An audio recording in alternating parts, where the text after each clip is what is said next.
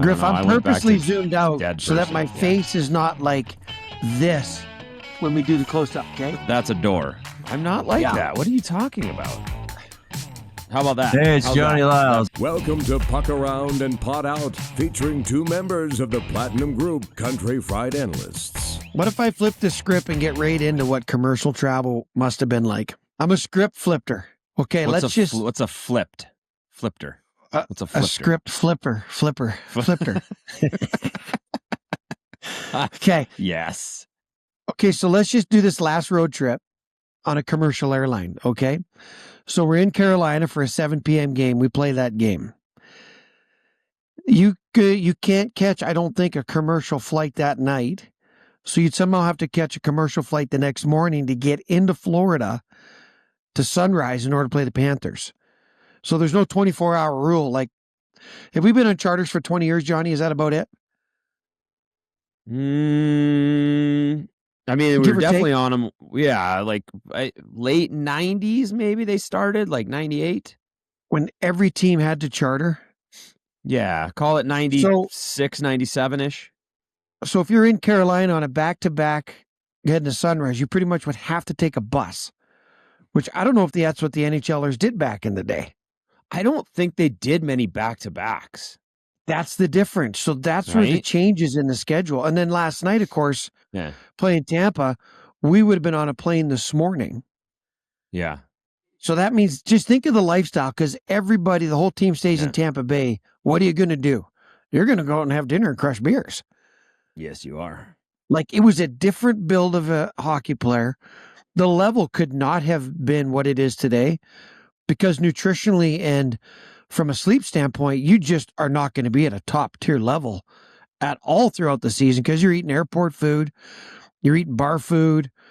Just by nature of guys being together, you're going to have a few beers, a few wines. You're staying overnight in probably almost every city you go to, because how are you going to catch a flight at 1 a.m. after the game? Yeah. Like, isn't that one of the most dramatic changes that we've almost kind of forgotten about, to back in the 80s and 90s when those guys were just sitting with ice bags on in the terminal, waiting for the jet to arrive? Then you got all the luggage, all the gear, all that's got to get on the plane, losing sticks, losing everything. I mean, it must have been a nightmare. How did the trainers and staff do it? I think it was minimal medical attention. It was literally ice from the inside. That was the old school way. You're fine. Ice from the inside, which is crack some Coors Lights. Crack some Coors Lights. You get an ice bag. Maybe there's a stim unit. I mean, what they bring on the road nowadays is like, there's so much compared to, I feel like, what we used to have, right? Well, and even before on a commercial flight, I can't imagine a commercial flight. It would have been impossible to bring. This shit they're bringing now? Can you imagine someone like Peter McNabb or Bobby Orr or somebody sitting next to, in the middle seat, in between a lady that's breastfeeding and a guy that's got the flu? This is off topic. We had my last year in Boston. Hey, are you Bobby Orr? Are you? It's good to see you. Good game last night. We had in Boston. We would do a team trip at the end of every year, and we would use whatever's left of the fine fund. So my first year there, we went to New York City, took the train down from Boston. My last year, we went to Scottsdale, and the flights back, everybody was on different flights. I remember Marshy went to the airport because we had like 7 or 7:30 flight back to Boston. He went straight to the airport after the bar and slept at the airport. Smart. Zdeno Chara, 6'9", was in row 28, middle seat for a 5-hour flight back to Boston. No way. I shit you not. I remember looking back going, how is he doing this? Now, mind you, I was in like row 12 on an aisle seat, but he was in middle seat, 6'9". I don't know how he sat there for that. Like, I'm just thinking about what you said, like Bobby Orr in the middle seat. And I still, to this day, it like is burned in my mind. Big Z sitting in a middle seat from Phoenix to Boston. Okay, and then think of this too. We were talking to Randy Moeller in Winnipeg, or pardon me, in Florida, where he played with Joe in Quebec. Like the top guys, Michel Goulet was making 85 grand, scoring 57 goals, and then he's on a commercial flight.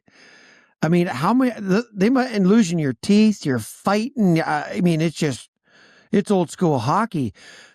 Can you imagine putting yourself through that for that kind of? I mean, the love of the game only goes so far until you start losing teeth and breaking bones and getting concussions where they tell you, "Hey guys, you're fine. You're just a little hazy. You go out there and play, and yeah, you don't have to wear a helmet if you don't want to. You got your bell Isn't rung. that wild?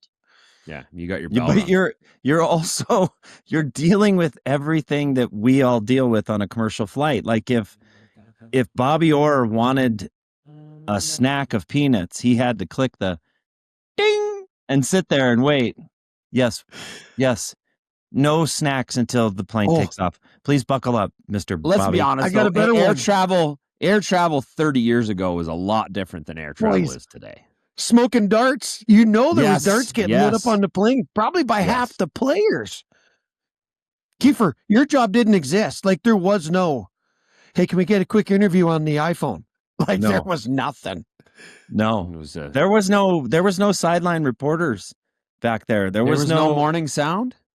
No, and you know what? Let's be completely honest. Let's be completely honest. Ryker's job is increased by 5,000%. I'm just absorbing it in. You know what this job is? It's like, hey, what do you think about this? Sure, sounds good. Hey, can you do this? Yes. Hey, do you want to go build a bridge over a river? Yeah, I got that covered. Let me ask you this, and maybe Griff can add this in later. But if you watch pregame skate audio from the game in Tampa, before you start your question, Ryker, Bedsy is trying to hold back laughing so hard. He's like, oh yeah. He's rubbing he's his looking lips. at my whole suit get up going, what the fuck? I mean, so when you guys interviewed the commissioner and Moj goes, what do you think of the getup? And he was like, I actually like you guys, it looked like you color coordinated. I will say that, right? Like Moj has got that's his best coat. It's his best rosé. coat. The rosé all day. It's a rosé all day, like a beautiful purple, like deep rosé. Commissioner, like a navy blue, pretty standard, and you in the white. You guys could not have planned that better. That was fun. It was kind of nerve-wracking, but we knew it was a quick in and out, and I was prepping the questions heavy. Moj is like, we're going to wing it. And I'm like, no. Moj literally goes like, no. I go, what do you got? He goes, we're going to wing this. I'm like, well, fuck that. We're winging it. We are prepared. I need to know what's happening, where we're going, who's ending. I am not going to look like an ass with the commissioner, okay, bud? Well, and you're not the first time that you've ever said you cannot wing it. Every other time we're like, yeah, you want to wing it? You're like, yep, all day. All day. Let's wing it. Rehearsing sucks. Yeah.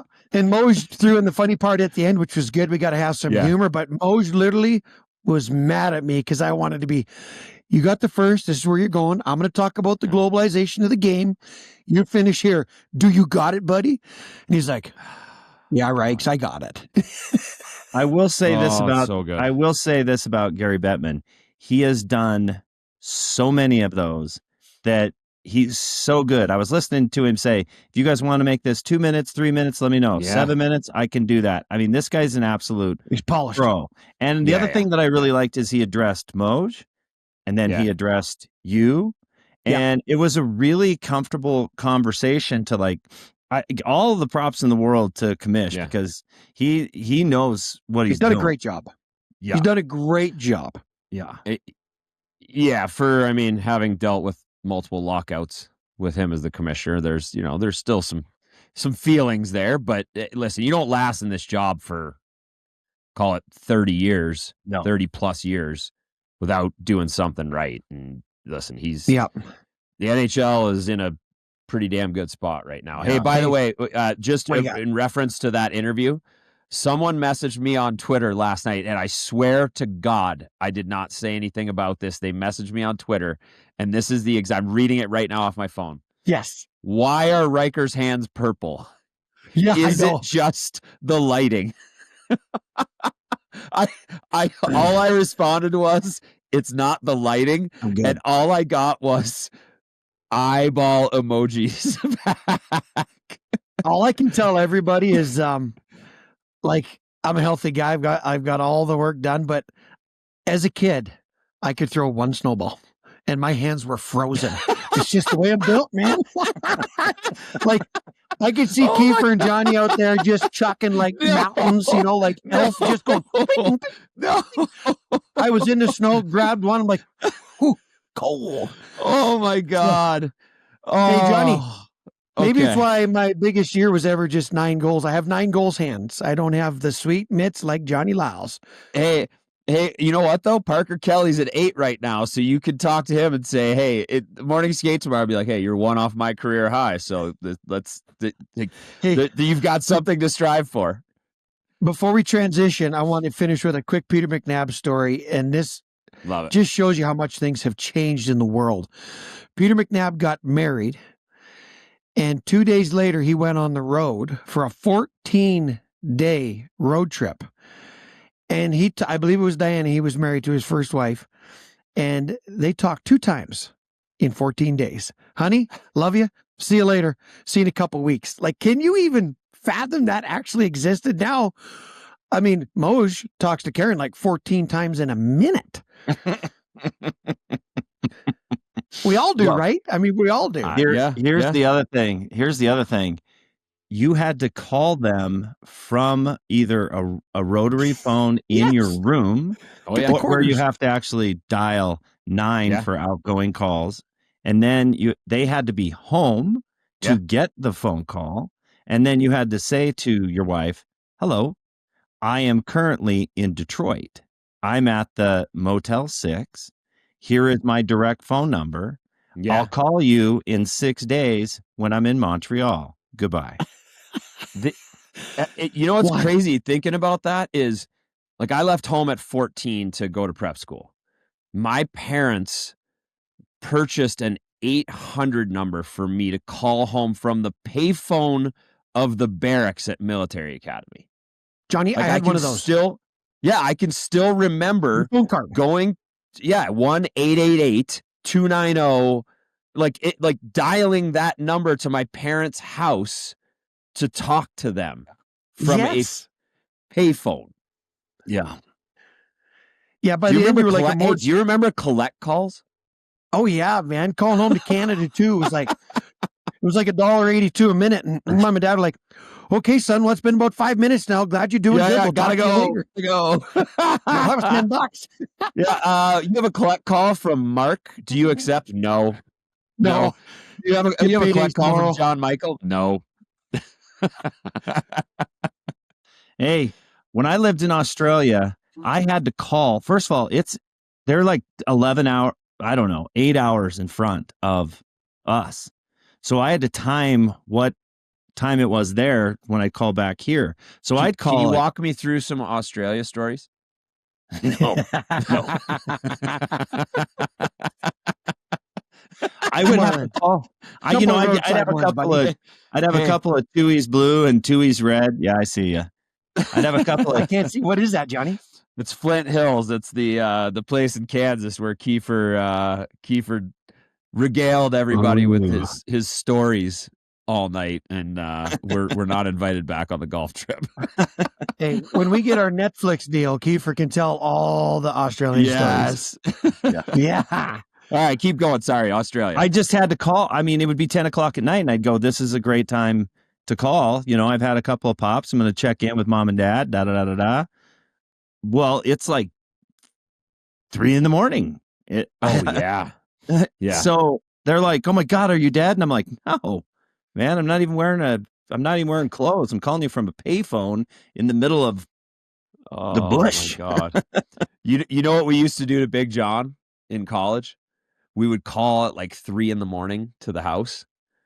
And so his assumption is automatically that You're in one jail. of us got arrested. Yeah, in jail. And I'd just be like, hey, Dad, just wanted to say I love you. And he'd be like, fuck you. And hang up. Dude, that's not nice. No, seriously, but we would do it like a couple times a month, on a Saturday night after the games were over for the weekend at Michigan State. And he'd be like, he would answer it. Well, it got to a point where he would just answer the phone, what? At like 3 a.m. because he would be so angry. Hey, I was John, gonna go ahead, Rykes. Nothing like when you sweep a college weekend at home. That was some of the best time because you practice that whole week. Yeah. You put so much into these 2 games. You got no games for another week. You're at home. You sweep. Saturday night is like epic fun. It's the best. It's the best because it was right to Rick's in East Lansing. And you'd go in there, you'd go all night, it would close, you would end up at a house party till 5 a.m.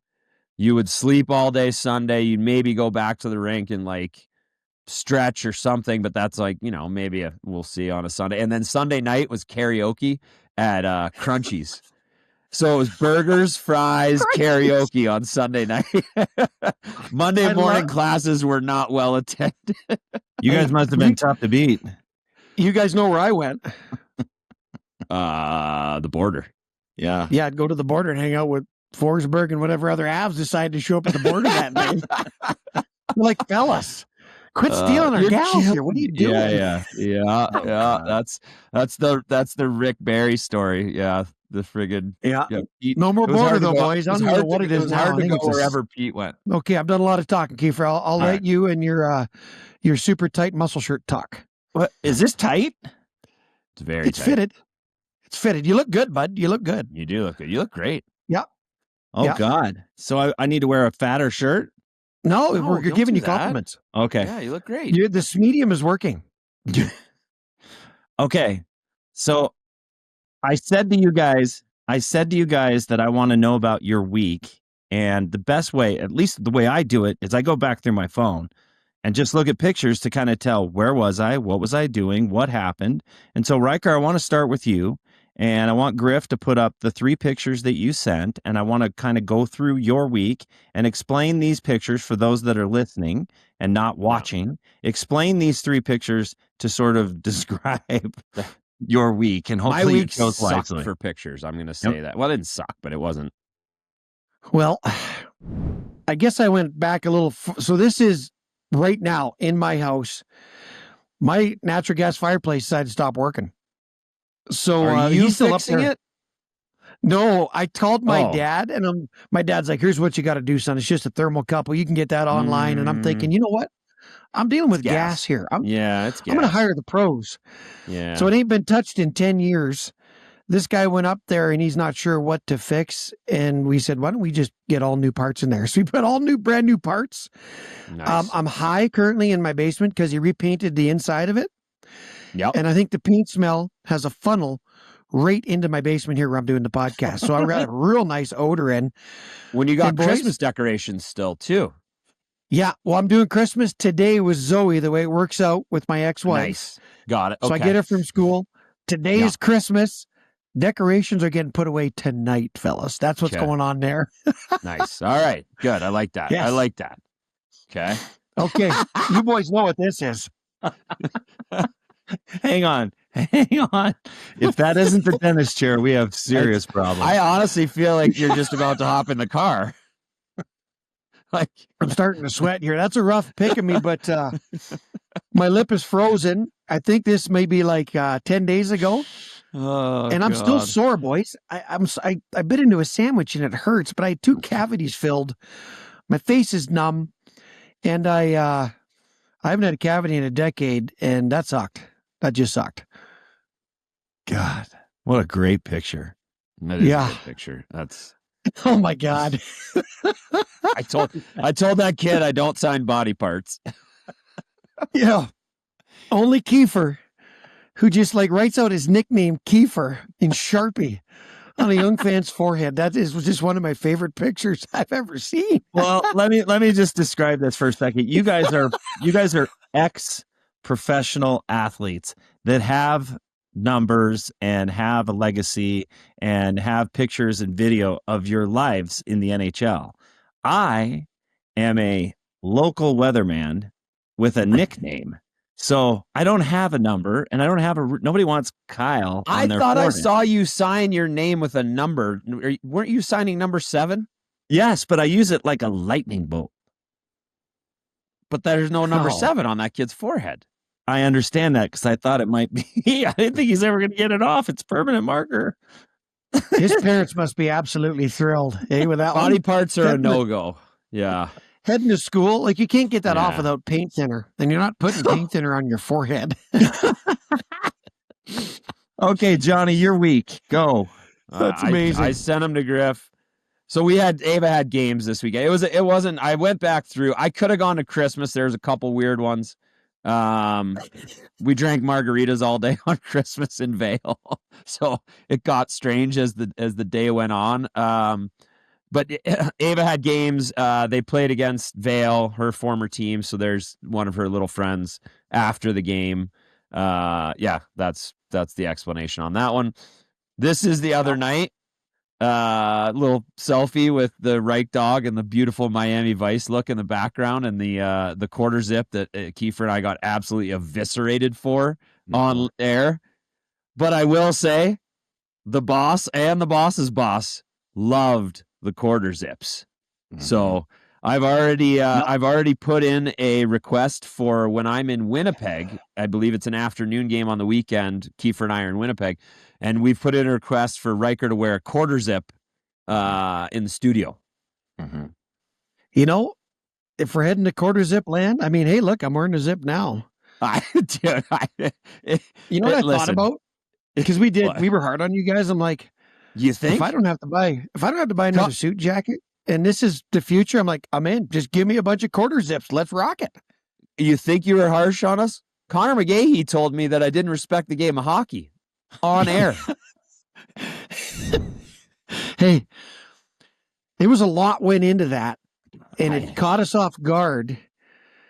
And I don't know, we probably, because we do so much to pack our clothes and Moj irons and to make everything look so good. And it was just like the unbutton with no tie, I think is fine. I'm just old school professionalism, guys. That's all it is. And if I got to get used to the changing times, do I have to? Is this what's happening? Are we going there?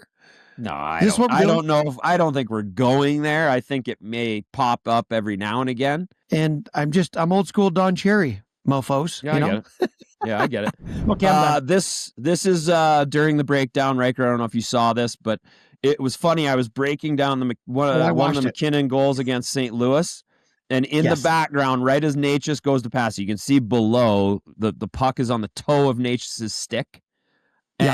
And that was in the background. I zoomed in. I thought it was funny. It's in my camera roll because I sent it to Keefer and I said, look what's in the background of the breakdown right now. And it was, I believe I referred to you as the lurker. Yes, or the creeper. And I was dying. Because you guys know I watch every minute of the show, right? Unless I'm going to the bathroom quick. I pay attention to it all because I'm entertained. I want to hear what you guys have to say. Yeah. And I thought that was so funny, just creeping. It was a hard stare from the background. So yeah, that was my 3. It's the equivalent of a Dateline show where they're showing a family photo with like 12 people. And Keith Morrison is like, what started out as a family photo, and then they like zoom into one guy, and he's like, turned to murder. But why? And who? And how come the pencil was the murder weapon? Coming up next, Mark Rycroft loses his hair, grows a mullet and a mustache, and kills people. All right, my three photos from this week. This first one is a video. This is me and Johnny on New Year's Eve at a burger joint. You have how much? 20. How much do you have? 8? I have 7. Okay. So let's come together. Hang on, one more. 20. Let's see it. You have how much? 20. How much do you have? 8? I have 7. Okay. Let's put them together. we had 2 beers and we were paying with cash with I had $20 and Keefer had 7. Boys, Not surprising at all. Now, let the me tell you families why. ran you dry. Hey, everybody was digging into buddy, the wallet. my family could smell it. The reason that I turned this in was for 2 reasons. One, Johnny always has like $500 worth of cash, right? He always does. I rarely have $1. Yeah. I turned it in for that reason, so Ryker could, rip on me. The second one, if you listen to it again, that was after we had gone to Forget Me Not and had our champagne and celebrated the New Year. But if you really listen closely, there is definitely what I told Johnny the next day is we weren't even bad. We were fine. We left right after that. But if you listen to our voices, there is some suffer and succotash in there. I mean, we ordered margaritas at Forget Me Not, and the girl was like this. Just so pissed that we were ordering margaritas.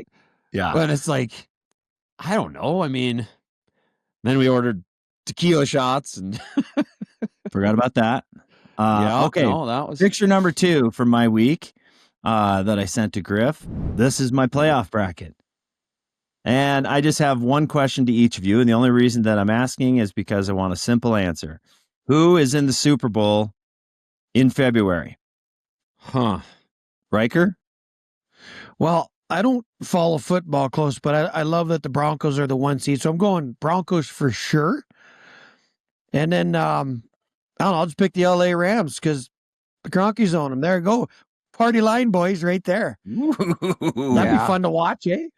You just got a new contract, Ryker. Yeah, I sure did, didn't I? Smart. That's a headsy play. Yeah, it's not often. Just because I'm from Wyoming and I love Josh Allen, and there's a lot of good quarterbacks that are not in the playoffs this year, I got the Bills beating the Broncos to go to the Super Bowl to take on the LA Rams. So I've got Josh Allen against Matt Stafford. Okay. I have Jacksonville against the Rams. Ooh. Yeah. Wait, so we all took the Rams? They're good. They're good.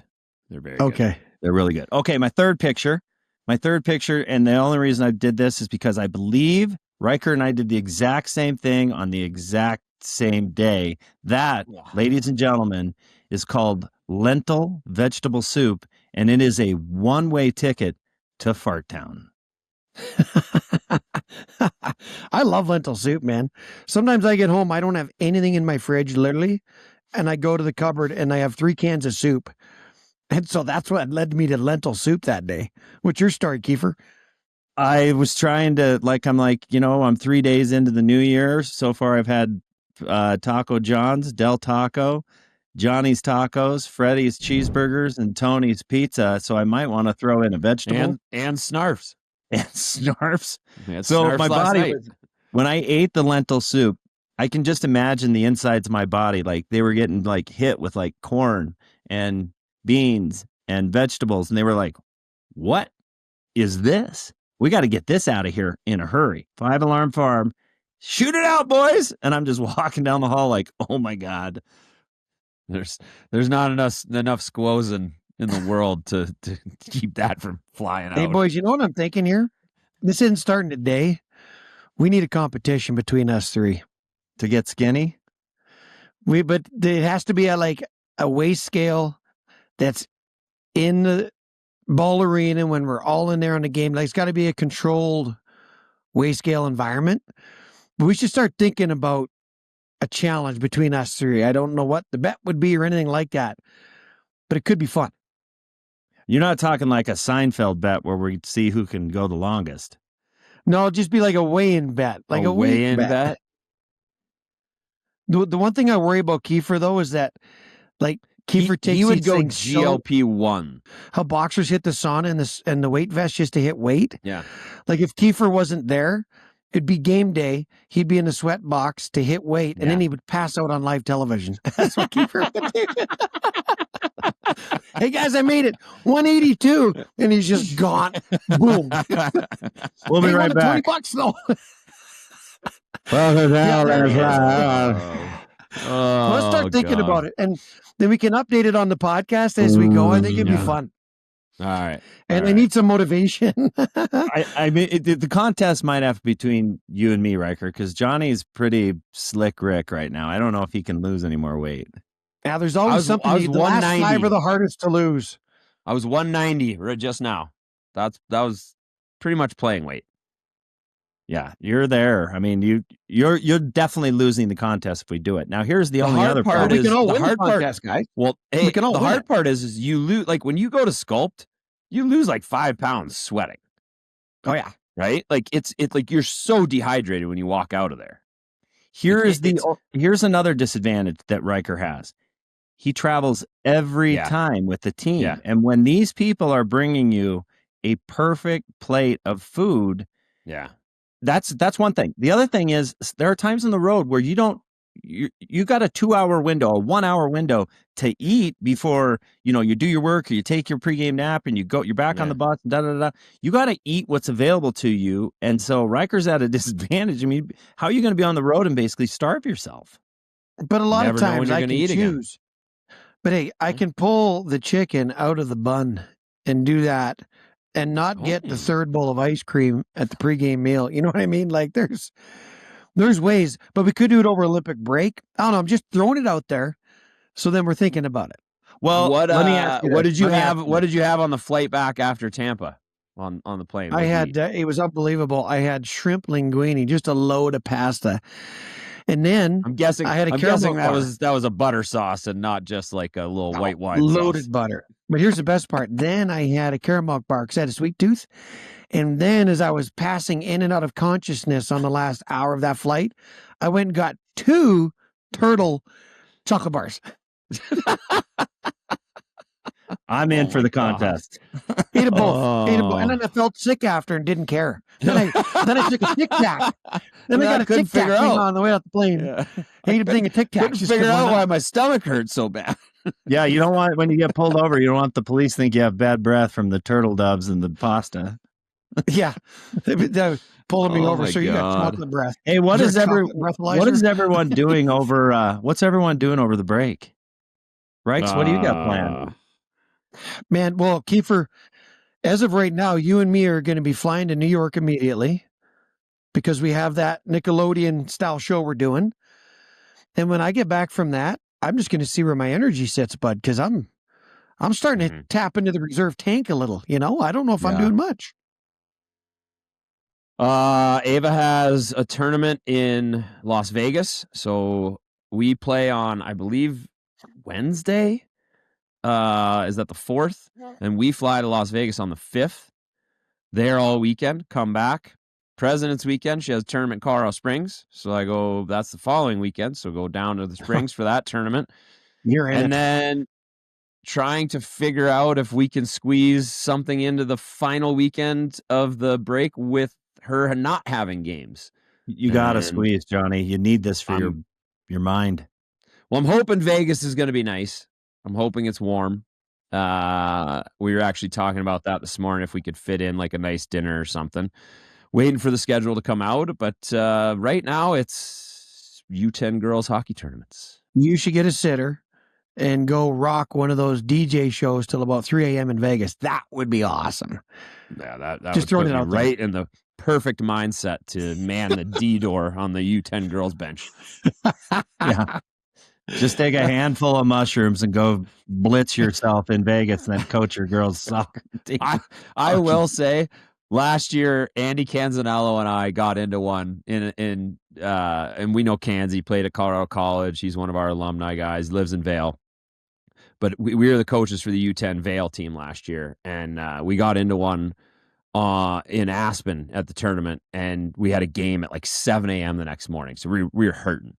And I remember my stomach hurt so bad on the bench. And I was like, I got to let one go. So I walked off the bench. I walked down behind the glass and I let one go. And I walked back like after 15 seconds or so, and it followed me. Mm-hmm. And every girl on the bench was like, oh my God, what is that smell? It smells like death. Like there's little 9-year-old girls falling off the bench. That's a crop dust. Kansie's looking at me just dying laughing. I thought I was being so sneaky. I was like, look, I walked off the bench like I'm looking for something, like I dropped it or whatnot, and then I came back and every person thought they were gonna die. Yeah. I love that. Crop duster. Yeah, that's too many beers. Mm. Keefer, what are you doing? I'm going to New York with Ryker, and then I'm going to Laguna Beach with Dana, and it's a little 3-day Oh, I thing. did. You showed me this last night. You're taking a chance by going to California in February. But you know, we're such Palm Springs people that we're like, we gotta mix it up. Like we gotta try something else. So what's sweet about this place is called the Ranch. It's like in the middle of like this hill, and on the other side of this hill is the ocean. So you're literally 200 yards away from the Pacific Ocean, and they've got a private 9-hole golf course right there with all of these little cottages and different sort of suites. It's called the Ranch, and it looks sick. But our plan is to just go ocean, spa, 9 holes of golf, drinks, dinner, room, pool, 9 holes, golf, spa, ocean, fly home. Boom. Sounds lovely, bud. Sounds perfect. What's Ranch. Quint's going to do? We haven't figured that out yet, so we're hoping that she figures out what she's going to do. Riker, the only thing I can think of, and this is from the alumni skate. Remember the jersey of the club in Denver? Yes. When he says the Ranch, that's all I can think of. You're thinking of Scarlet Ranch. Scarlet Ranch. Keefer's heading out to Scarlet Ranch in California. I'm going to take my wife That's to a a way different whorehouse. vacation. Oh, it's a swingers club. Oh. Imagine if Keefer didn't know he was going. For context, someone in our alumni skate had a Scarlet Ranch jersey. Their team was sponsored by Scarlet Ranch. And we're sitting there and we asked him, we're like, what is this? What is Scarlet Ranch? And then he goes into the whole thing. So the only thing when you kept saying it's called the Ranch, that's all I could think about. Yeah. Just imagine Keefer's going to a swingers resort and he's got no idea. Oh, that would be amazing. Well, I better double check. here real quick. That'd be the greatest story of all time. That would be it. We were talking last night, like we need a viral clip. That would be the viral clip. Like he comes back, he's like, guys, this place was not what I thought. Yeah. I will say that there is only 12 rooms. Well, you're going to know right away, right? Oh, Just topless God. pool and whatever else. Wow. Well, that would certainly throw a curveball into the 25-year marriage. Oh my God, dude. We were talking about it in between games. So at by the end of every game, we play up to 5. Guys are dying, right? Oh. Like we should be taking 20 or 30-second shifts, given how bad of shape a lot of us are in. But we're taking 3-minute shifts and 4-minute shifts. And so every game, you got to take like a minute and a half, 2 minutes in between just to not like keel over and have to bring out the defib. And so then that's when the conversations get rolling and we talk about Scarlet Ranch. I do think anything that ends in ranch is kind of code word for swingers club. So I think you got a 50-50 shot here, Keefer. I'm so screwed. Oh my God. Yeah. Do you know what's really scary about this? You've got the Scarlet Ranch, the Mustang Ranch. Am I going to the original OG? Like, am I going to the original ranch? Yeah, it started out and then everybody just added on. This one's the world famous Mustang Ranch is what it is. Yeah. But where you're going, Keefer, is high-end swingers. So you'll be in great shape. High net worth swingers. Oh my God. I'm going to have to look at the website. I can't wait until these clips get played on the Jumbotron. Yeah, I think they'll skip this part. Hey, Oh my Hey, God. golf course. hey, I wanted to bring up some other stuff, but this whole Yeah. podcast is off the rails. So way I'm off just the going to rails. go straight into my 4 multiple choice questions, which Oh. I always want Ryker to answer first. Oh, Because I dear. think Johnny's going to know the answer to every one of these. And for Okay. the sake of this being some sort of fun game, I'm going to ask Johnny to refrain from speaking. So, Johnny, if you could just zip it until I get Riker's answers, that would Okay. be great. Oh, this is so funny. I'm Question turning the mic one. away. Question 1. What was the name of the green van from Scooby-Doo? A, Scooby Van. B, the Mystery Machine. C, the Ghost. Or D, the Shaggin' Wagon. I think it was B. The Mystery Machine? Yeah. Johnny? Yeah. Well done. I Question can't believe I 2. got that. I thought for sure you were going Shaggin' Wagon given your hair. Yeah. This is the road look. I want to be authentic this morning. Okay. What is the only mammal capable of true flight? A, the flying squirrel. B, sugar glider. C, bat. Or D, colugo. Bat. Johnny? I didn't hear. Somebody called me right there. So I didn't hear B, C, or D. That's I heard- not a I good heard the first answer. one. We'd prefer if you No, I paid heard the attention first to one. the podcast while Oh, you're on. Johnny. Somebody was the phone was ringing in my ear. I didn't put it on do not disturb. Was so that I'm putting it on Mustang do not Ranch disturb. sending a Squirrel? text? Flying squirrel, sugar glider, bat, or colugo? Bat. Okay. This is not going great. You're 2 for 2. Oh, man. Number 3. What movie did Leonardo DiCaprio finally win an Oscar for? Good. A, Inception. B, The Revenant. C, The Wolf of Wall Street. Or D, The Departed. He did win an Oscar? Yes. I think it was The Revenant. Johnny? I'm going to go D, Departed. Wow, Ryker, you're actually up on Smarty Pants. Good work. That is kind of Nice. shocking, actually. Yeah. I was doing this. I honestly wanted to mix it up. I didn't know which one, but I just wanted to give a different answer. Ah, okay. The Revenant was an awesome show. That's where he fought the bear. Yeah. It was nuts. Yeah. There weren't, like, you didn't have to learn a whole bunch of lines for that movie. I think he had like 3 lines in the whole show. Well, there's like nobody else in the show. I know. And A lot of facial expressions, a whole lot of, yeah. Yeah. Okay, question 4, Ryker. If you go 4 for 4, we're never playing this game again. All right, Johnny, keep your shh. Which artist wore a meat dress to the 2010 MTV Music Awards? Lady Gaga. Oh my God. Yeah. Yeah. You went right up my honey spot, except the Scooby-Doo Yeah. one was fluky. Wow. But Nice. I love Lady Gaga, dude. Like she's unbelievable artist. A meat dress? I've never heard of such a thing. Oh, it was wild. She came out of a whole cocoon, I think, too. The whole thing was wild. Oh.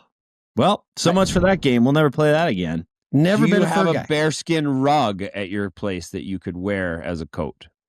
I don't like rugs. Why? Some people say I should wear a rug. I was not expecting that answer. I don't like rugs. I'm like, you got hardwood floors. Rugs are just like carpet, just contains all the filth. I like to have a clean house. So carpet on hardwood floors doesn't make sense to me. What? Let me ask you something, Ryker. When you want to lay down on the ground, what do you lay on? The ground? Well, I'm not a big lay on the ground kind of guy. That's why I got a couch and a bed. Mm. You know? without a bed frame. No, I got a bed frame. It's just on the, I know, I'm an I'm on the just floor kidding. bed frame guy. I'm kidding. Like I can roll on a bed. It's wonderful. I'm kidding. Johnny, do you have 2 questions for us? Yes, I do. Okay. Powerball got up to 1.8 billion recently, I believe. There's a 3-parter. So, Keefer, I'm gonna start with you. What is the first thing you would do if you had won the Powerball? Now, I know you bought tickets. I bought tickets. What's the first thing you would do? Is the first part. It's so easy because I always have to know the exact amount that I get after taxes, all of that stuff. So let's just call it, let's say it's 500 million. Yep. Right? Nice. 500 million. What I would do is I would take 300 million. I would just put it away, and that's mine and Dana's. And then I'm not kidding. And you're not going to believe me because I know you guys both think I'm a selfish prick. I would divvy up 200 million to my buddies, my family. I would set up everybody and pay the taxes before I actually gave them the money. So if I was going to give Johnny, like, I would give you 10 million, right? But I would, instead of 10 million, I would give you 14 million to pay the 4 million in taxes. And I would do the same for Ryker. And then I would literally, by the way that I like you, I would give everybody money. So somebody that I don't really like, there's rankings involved. An acquaintance, I would give like 50 grand to, right? But I would make sure that my mom, my dad, my brothers, everybody that is associated with me had at least $1 million. Like, I would give my brother 10 million bucks for sure.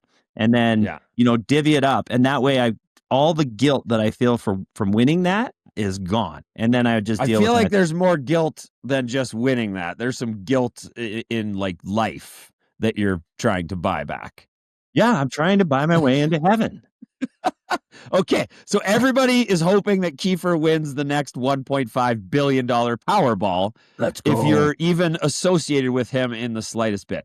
Okay, second part, where would you buy a house first? Anywhere in the world, U.S., whatever. Where would you buy a house with that money? It's a slam dunk, Traverse City, Michigan.